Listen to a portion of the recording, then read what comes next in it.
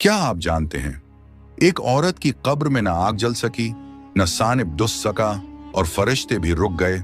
आखिर ऐसा कौन सा अमल था? वो नेक औरत उस दुनिया से रुखसत हो चुकी थी।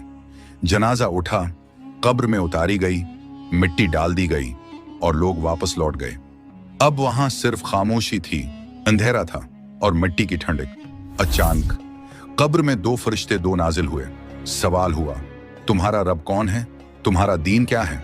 जवाब दिया गया और फिर एक हुक्म आया, जहन्नम के सांप को लाया जाए। वो खौफनाक सांप नमूदार हुआ, जिसकी आंखों से आग बरस रही थी, जिसकी सांस से जमीन लरज रही थी। वो कब्र की तरफ बढ़ा। औरत का दिल कांप उठा, रूह लर्ज गई, मगर जैसे ही सांप ने वार करना चाहा, अल्लाह की कुदरत देखो, सांप पीछे हट गया। अचानक पूरी कब्र नूर से भर गई। एक नूरानी वजूद जाहिर हुआ, चेहरा रोशनी में डूबा हुआ।